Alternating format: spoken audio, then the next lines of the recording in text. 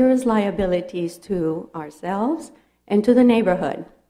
That the issuances of fireworks display permits and fireworks storage permits by the county have denied us the right to the enjoyment of our property. That the permits for the display of professional fireworks and for the storage of consumer and display fireworks have a direct impact on the value of our property. Nobody wants to live next to a Coney Island. That an ordinance is written to maintain order, that the use of properties or the permits is issued to be used in the property should be in harmony with the zoning districts and shall not affect adversely the use of neighboring properties. That the permits allowing fireworks displays in such close proximity to neighboring properties have denied us the full use of our farms. Thank you very much. Thank you. Without giving us your exact address, do you live on 17? No, sir. Okay.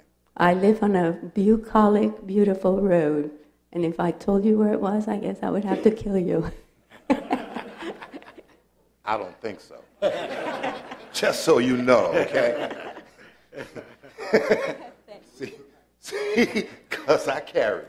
Mr. Garnett, do you know exactly where that is? Oh, you got you. You pull up. All right. Why don't I have her talk directly to you? You weren't doing well? Okay. Well, if she wants to kill me, I guess I should just move on to the next person. You're going to work directly with Mr. Garnett on that. Mr. G, go right ahead. You don't want to kill me, do you? No, sir, Mr. Chairman. Okay, no intention to do that. Thank you. Thank you, Mr. Chairman. Members of the board, Mr. Pardon, I wanted to address three things tonight. First, I want to sincerely thank you for the recognition that you gave to VDOT today. Having spent 33 years with the department, it gives me great pleasure to see you recognize the great job that they did during the recent hurricanes, and I thank you for that.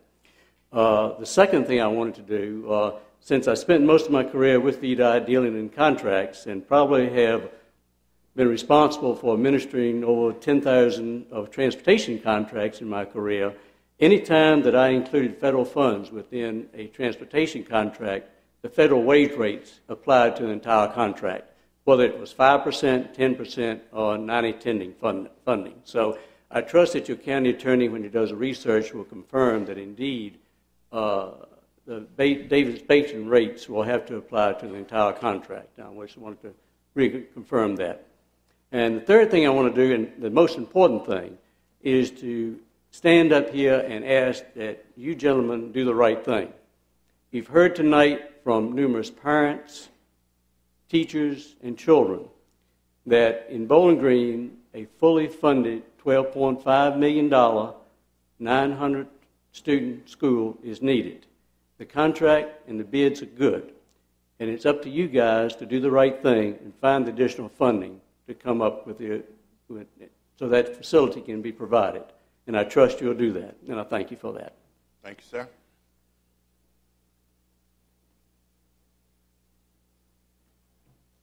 Yes, ma'am. Okay, Tammy Best, Port Royal District. Mine has to do with what the lady just talked about with the fireworks. You've got a DVD that shows you a videotape of the size of the fireworks. Well, let's just take a look at it. Yeah, there's two videos on that DVD. There's one showing my property in the approximate area where I was standing when the fireworks were set off. And there's also in that package pictures to show you them setting up the fireworks and also the county code that I do believe they are violating by allowing these permits.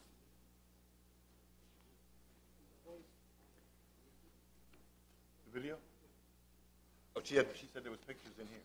Oh, there's pictures of them setting up the fireworks. So you can see the size of the fireworks. We're not talking about what you go buy at Walmart. We're talking about the same thing that you just made the state fairgrounds jump hoops throw. That should not be in rural preservation. I spoke before the board in June. Since that meeting in June, there have been 3 fireworks shows. 2 of them permitted, 1 of them unpermitted.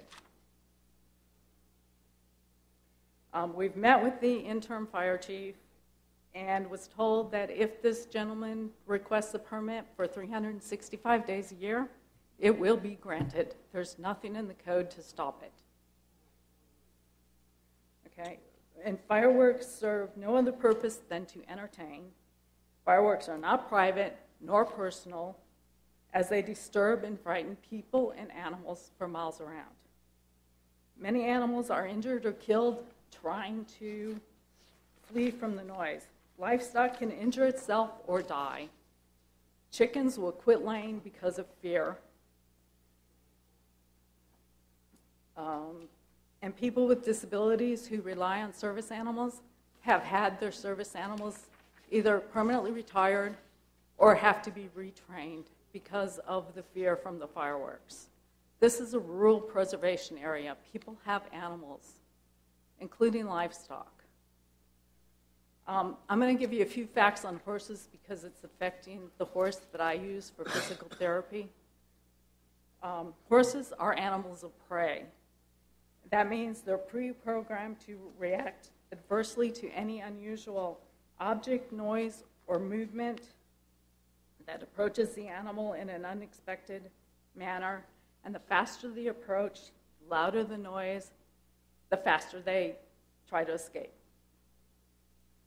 Let's see, I lost my place here. The consequences of those fireworks can be disastrous, not only for the horse, but if that horse escapes or the livestock escapes out on the road, somebody hits them, usually the driver of the vehicle who hits a large animal is killed, especially with horses and cattle. So if this horse or cattle panic, they're out on the road, someone's going to die, and it's going to be the county's fault for permitting the fireworks in areas where there are animals that can cause that kind of damage.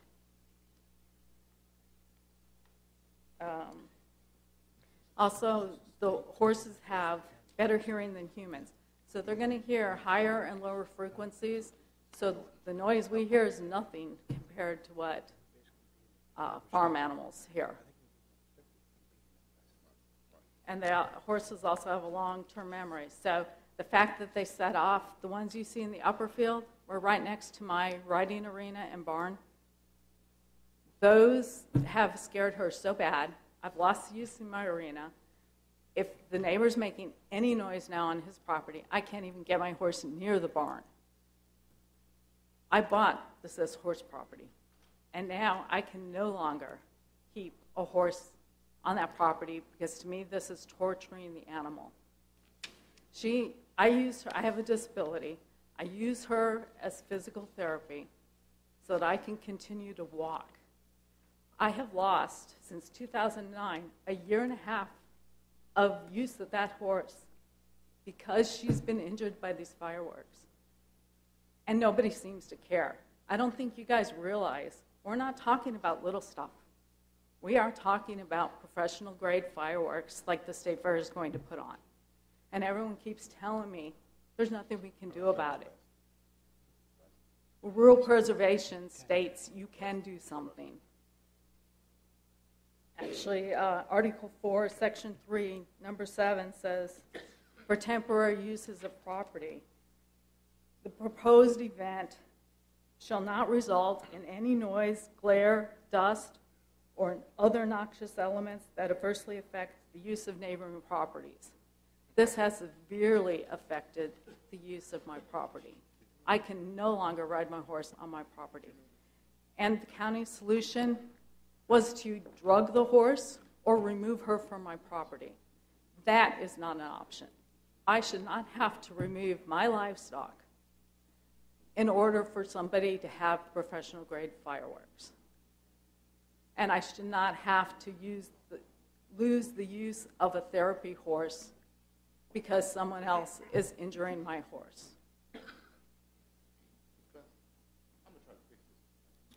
I'm going to try to fix this right now, okay? Can you give me 1 second? Yeah. If you'd like to take a seat, give me 1 second, Okay. and we might be able to take care of this. Mr. Garnett, is this you or is it Mr. Fincham? Who has this ordinance? You do? Would you work with us here for a second?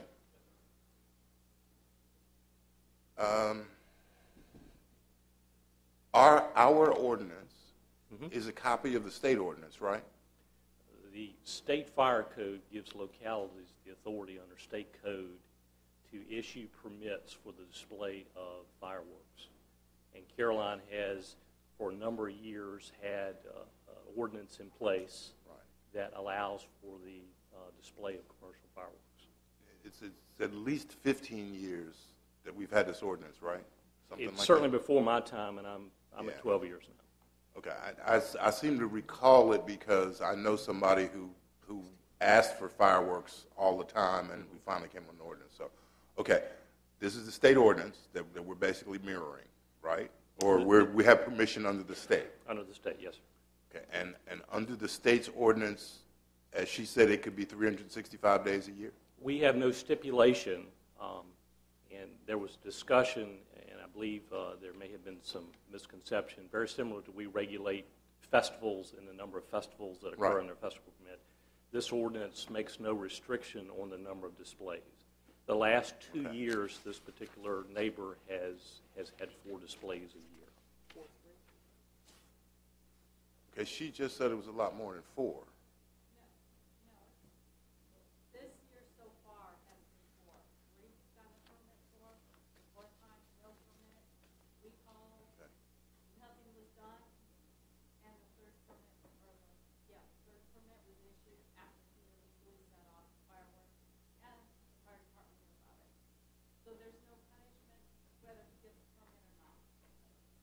Yeah, she's right. If you get a permit, that's fine.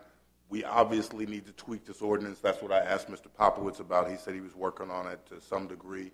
We've had that discussion. I was not aware of this. I think Mr. Akers said he wasn't. I don't know if Mr. Seeley or Mr. Underwood was. Comment one other time. Okay. So we're going to fix it right now. So what I need you to do, either with Mr. Fincham, is we need to restrict our ordinance. And we need to say in that restriction that if you set off fireworks without permission, that you will not be able to in the future for X amount of time. You know, and that'll take care of those kind of things because there has to be some teeth to it. You can't just say, please don't do it. Where's the lady that's going to kill people? Or else we'll send her after you. Yeah. It's got to be something like that.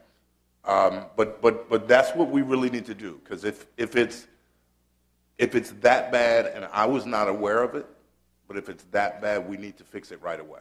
I fully support restricting the number of events to a reasonable event and certainly work with Mr. Fincham on a consideration of location. It's an unusual situation that most private owners don't have the economic means to have professional fireworks. So it is a very infrequent situation. We issue a very small handful of permits a year. Yeah, the people that I was thinking about 15 years ago had a couple of bottle rockets, and that was it. And it was the 4th of July, and they got permission, and they got insurance waivers and all those things. Sure. I'm assuming these people do the same. They're exceeding the requirements. This discussion's been going on, but there is not a resolution that these citizens have come to. So I'll be glad to entertain that and work with that. All right. If we could...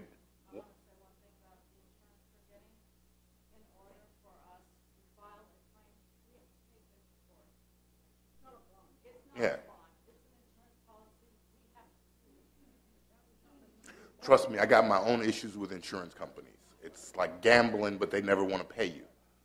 You know, so that's a whole nother story. But anyhow, no more questions. You're going to fix this with Mr. Fincham. Mr. Popowitz, is there anything you need to tell us before I would send them off that we didn't know? Okay. Between the two of you, you'll fix this so it's our January meeting, you'll come back with an ordinance that we can look at then? Okay. If you folks will bear with us until then, we're going to try to fix this as quickly as possible.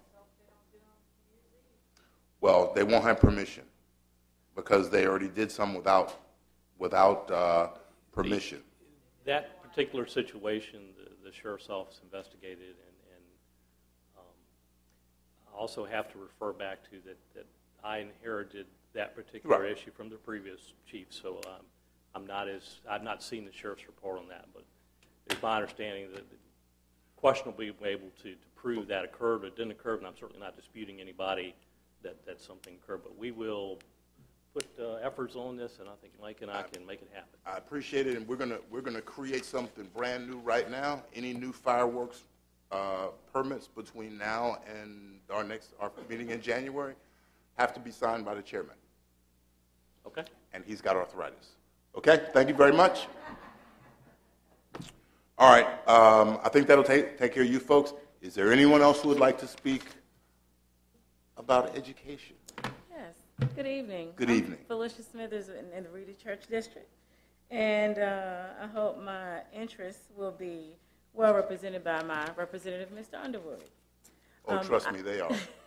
I did want to clear up what I think is a public misconception amongst the board, that we think that the board has taken money. I don't know, some people might, but the people I talk to don't believe that the board has taken money from the school for projects such as the YMCA, but that there is money there for those type of projects.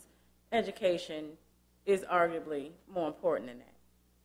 And the only other thing I really need to say tonight, because I think it was well covered by everybody else, is that our first full school, I graduated from Caroline High School in 1989, but for my children, our first full school year here was the 2009-2010 school year.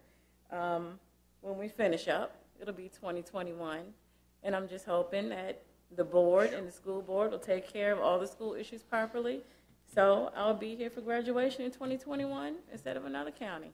Thanks. Y'all have a good night. Well, thank you, Ms. Smithers, and I sure hope you're here, and I hope we're here too.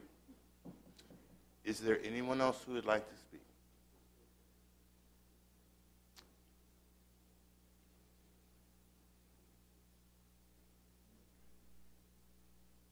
Good evening. Good evening. My name is Dee Beverly. I'm from the Port Royal District.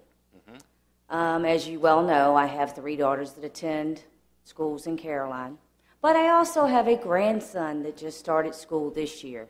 He's in pre-K at Bowling Green Primary. I also work at Bowling Green Elementary. I'm going to invite you to come spend a day with me. Make sure it is the next rainy, windy day, and come spend the day with me.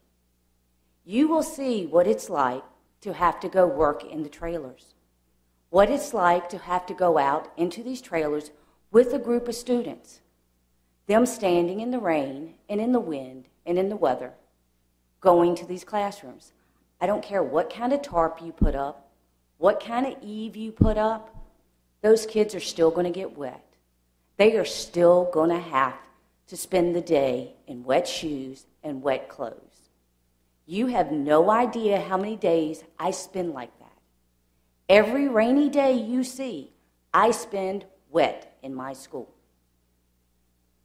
The school today alone, temperatures were at 54 outside. It felt lower than that in most of our schools,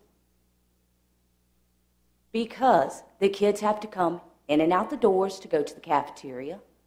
The kids have to come in and out of one set of doors to go to the gym, and then out another set to go to the gym. So if you have PE, you're going out twice. It's going to be the same situation if you put kids in trailers over here and you do not attach the gym. They're still walking in the rain. They're still walking in the snow. That's not fair to our children. They deserve better. We deserve better. The other thing is the technology. When you think about these classrooms, you have computer rooms. We need adequate rooms for computers for testing. Sit with a child when they're taking these tests. See the stress they have when they have to take it in the afternoon. That's not just me, that's what I see. Come spend a day with us. You will see what it's like, and you would fully fund our school. Our school needs that full $12.5 million. You need to find the money somewhere. Our kids are our future. and you need to remember that. Thank you, and y'all have a Merry Christmas. Thank you, Mrs. Beverly. Merry Christmas to you also. Is there anyone else?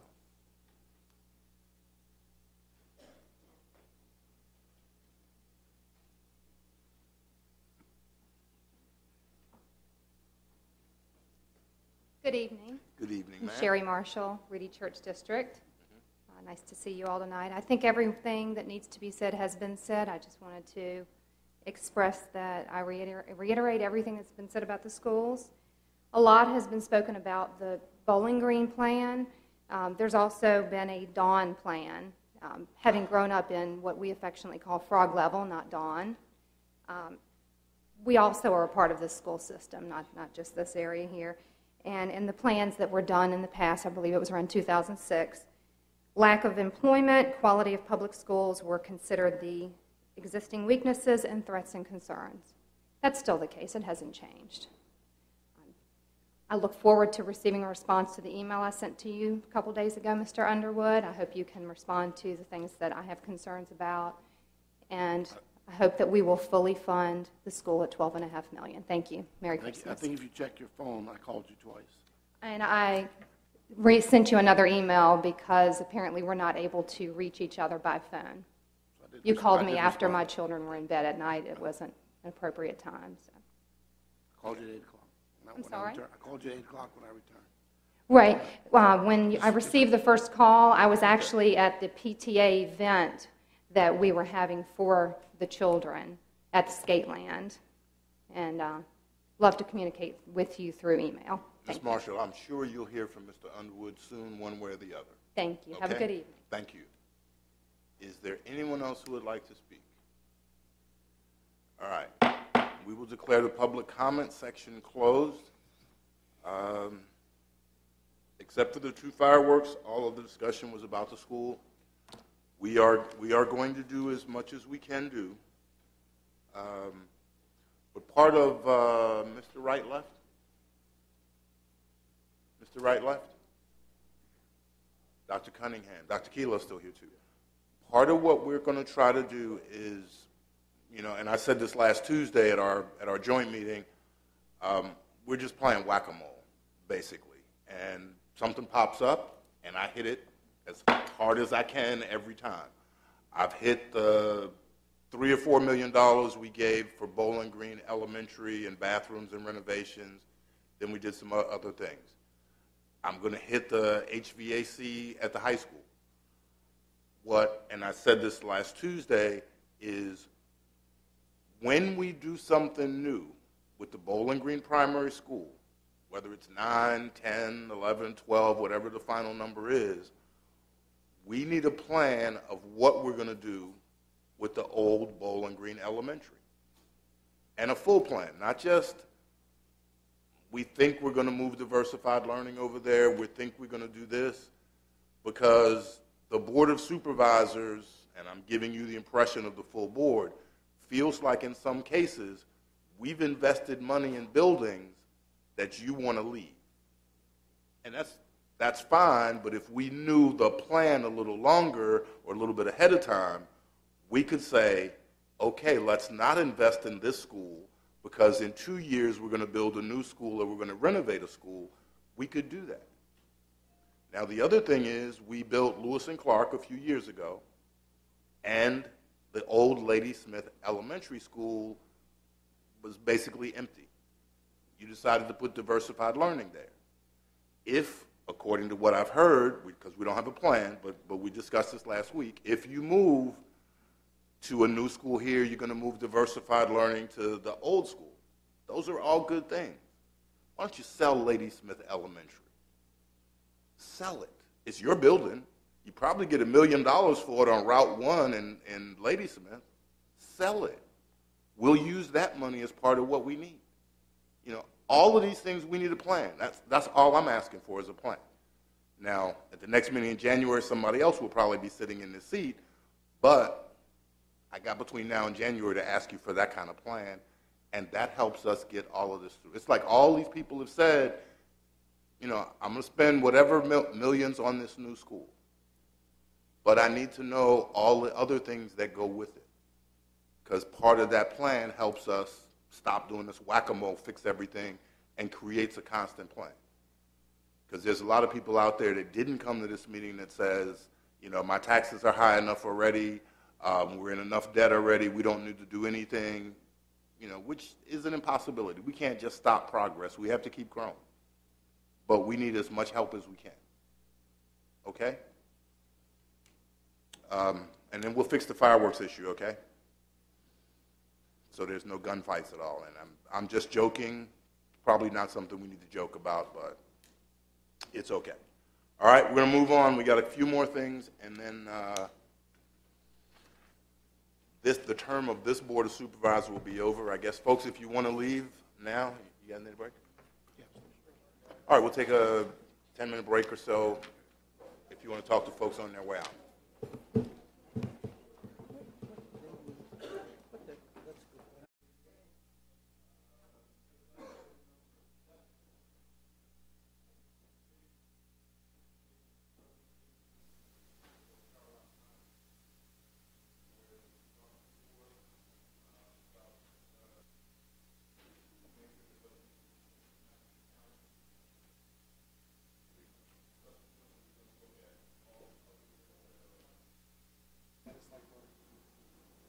I'm sorry.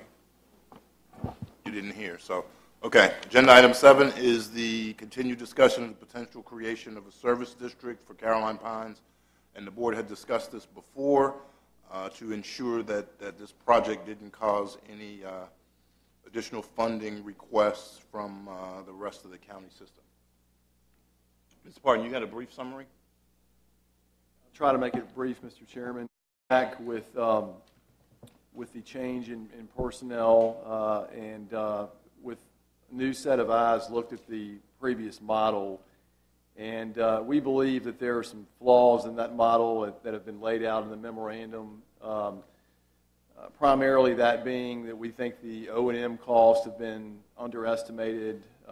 We believe that the projected number of new residential connections during the life of the project, 30 years to match the loan, have been overestimated at 111. We think that 57 is a more realistic number based on the historical building trends in Caroline Pines when you factor out the boom year, the bubble years in the mid 2000s, and you look at the number of buildable lots that are still available. We also think that there's a 4% increase in the monthly user fee paid by the customer built in every year of the project, and it's important to keep in mind on that particular point that any increase in the monthly user fee would have to apply to all county customers, not just the Caroline Pines residents. We've adjusted that to an average of 2% every year over the life of the project. We feel that that's more realistic. With those changes, we've developed some revised models that we think more accurately reflect the cost of the project.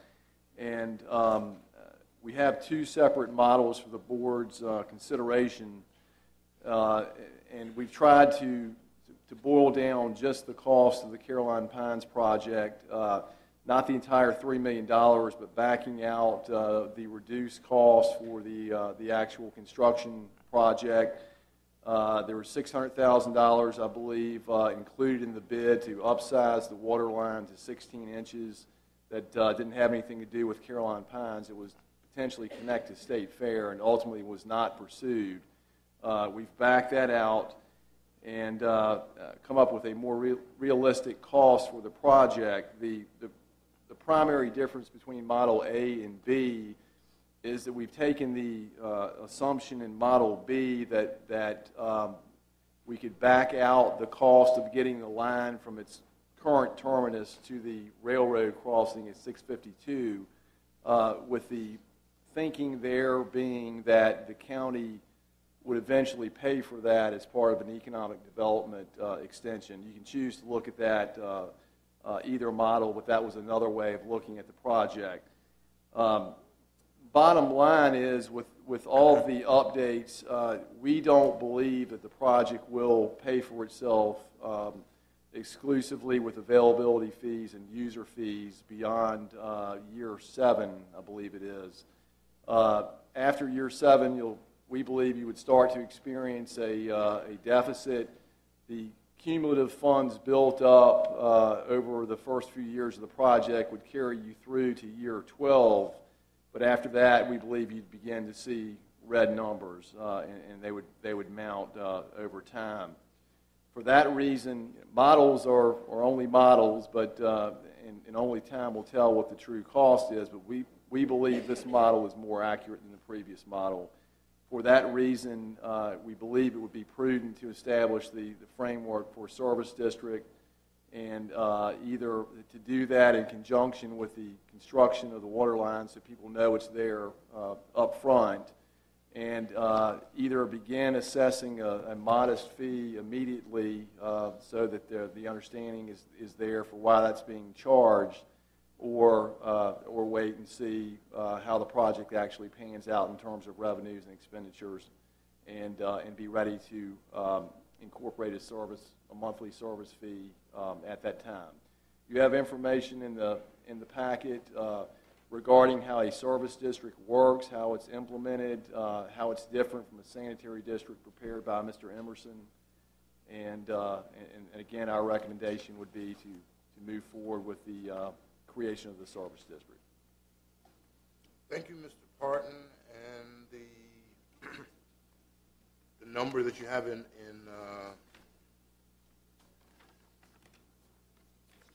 the number you have in Model B is $13 for the service district fee, and we feel that's adequate.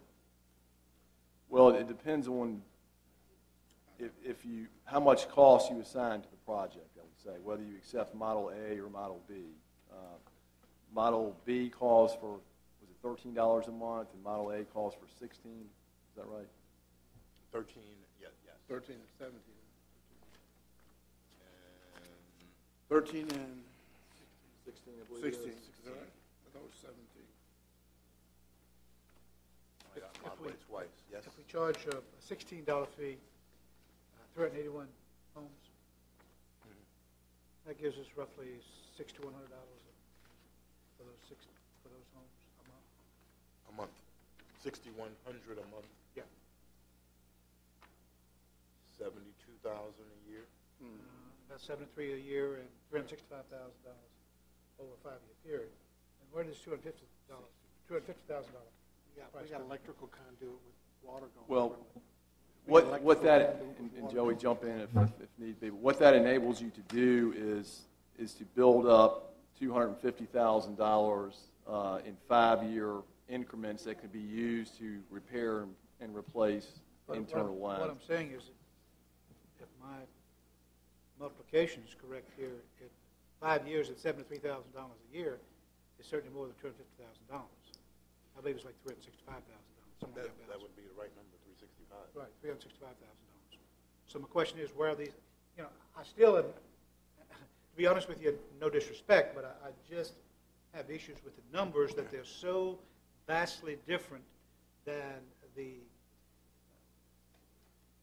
guy that put these numbers together back a couple of years ago, maybe about a year and a half ago, which was a engineer. I mean, he was a PE. So the difference between 4% and 2% over the life of 30 years equals about $2 million in round numbers. So if you raise the rates 4% every year for 30 years, you'll have $2 million. It doesn't have anything to do with the rates. It has to do with the amount of surcharge, the way I'm reading this. The original model that was presented to you showed a 4% user fee increase every year to pay for water across the entire system. But just looking at 4% across this, that brings in a net $2 million. Also, the original model only showed $12,000, almost $13,000 for O&M. Right. That was only to cover the new line, did not include anything within the Caroline Pines subdivision. There's another over $1 million right there. There's $3 million on those two items, which that's significant. When you get down to the bottom line, if you had that $3 million, those two things make all the difference in the world. Even if you put all the connections in Those two things by themselves require a service district. But it still doesn't address, in this report, I am understanding that you're saying that based on the $16 a month surcharge to the 381 homes in the district would generate $250,000 over a 5-year period. Is that correct or not? Is that If you look at column T. Just answer the question about what that $16 fee is addressing and the $250,000. It's going to address the shortfall for the debt service as well as the replacement program to replace the existing 50-year lines. You're looking at Model A or Model B, Mr. Akers? I was looking at Model A because I was talking about the 16,000. Well, that's part It of the says cover this memo. surcharge also makes $250,000 available every 5 years. And I'm saying that under Model A, $16 represents $365,000 over 5 years. That's correct. If you look at column T on both of the models, it shows you the difference. Actually, that model's the same as the other model. Cumulatively, when you look at the other column, you're still going down. When you look at column T, what you're spending across and what you actually have, what you spend down, and what you have left based on the debt you've got, you're still going backwards if you're not. That's Model A. Right. Right. You've got to Model look all the B. way across this because when you look at what you spend, what you've taken in, and what the debt you have accumulating at that rate, you've still got to be taking in more than you're spending because you still have debt you're trying to overcome. But Model B is a lower number than Model A. Cost of $13 Based service. on $13, that's why. and 16 on the other one. It'll be $297 will be collected over 5 years under Model B. Right. And $365,000 under Model A. Right. So, really, I mean, the decision here is not whether we do it or not. It's Model A or Model B. Right. Yes. And my other question has to do with Mr. Akers? is when we look at the difference between a sanitary district and a service district and the county system itself. What I'm reading, Mr. Emerson, that if it's a service district, pretty much everybody in that service district has to pay the fee. Now, are we making the service district just Caroline Pines? Are we making the service district from the railroad where the county is going to take the line up at its cost, and then it becomes a service district from the railroad up to Caroline Pines and into Caroline Pines? Mr. Akers, during our discussion from the staff level, the construction of the brand new line has a 50-year life. So to impact the residents along the new construction line would be unfairly. The service fees really to upgrade and repair the lines within Caroline Pines. And the discussion was, and again it's up to the board, discussion was it would be within the boundary of Caroline Pines. Really that service fee is going to be cover that repair and maintenance program of upgrading the 50-year-old lines. We've got about $3 million worth of lines in today's cost that would have to be upgraded. You know, we've included $1.5 million in this model. You go out 32 years, there's another 250 getting ready to hit. So you're looking at 1.75. And that doesn't, at that point, you're going to have 80-year-old lines in some of those because we still haven't replaced all of them. But as a worst-case scenario, saying we're going to start this and start these areas, we've got time to figure out what the system's going to do, how fast is it actually going to grow, are they going to get additional customers? The idea. I'm not opposed to the service district. I'm wanting to know what does it encompass. What is it going to encompass? And you've indicated it's only going to be Caroline Pines itself, and the outside areas is not going to be impacted. Okay. Satisfied? Satisfied? Okay. So again, we're not deciding whether to do it or not. We're deciding option A or B. Mr. Underwood? Yeah, I talked with Mr. Sheba about this and looked at the service district for Caroline Pines, and as we looked at the old numbers again, they were not sufficient. The calculations were definitely off, and particularly, like I said, in terms of the maintenance, that's going to cost us money as we continue to build it. We replace the lines in Caroline Pines. So I think he's done a pretty good job there, and I appreciate it, Mr. Shebel. And I think at the worst, we can advertise both plans, but I certainly like Plan A. Maybe get this. It protects the residents in the county, and it protects the residents inside Caroline Pines. And that's what we remember when we talked. That's what you asked. That's what you wanted. Right. Protection that other citizens in the county would not have to pay this to bring the service. And here we are making money at the same time. We're taking care of both the citizens and the residents of Caroline Pines. Now, one question, Mr. Emerson. You just said the sanitary district, or did you say service district, is only those people in the area, right? You establish you have a public hearing before you advertise and have a public hearing. The ad has to state what the boundaries of the service district would be, and then once you adopt, the service district ordinance and all, the service district is whatever those boundaries that you establish, and then any property owner within the service district is a member of the property, is basically a part of the service district, and so any real estate parcel would be assessed with essentially an annual assessment or annual tax in addition to their other real estate taxes. Directly to that landowner. That land to the land, and the landowner would have to pay it. If you didn't pay it, you basically collect it the same way you collect delinquent real estate taxes. Would we have to wait 5 years? Because right now, I think Beth is at least 2 or 3 years. It's a couple of years. I think you would have to wait. Now you could, to go through the process of selling the property to pay the delinquent taxes, I think that's the way that would work. So we couldn't let the water out? Yeah, you could probably do that too. For that particular property.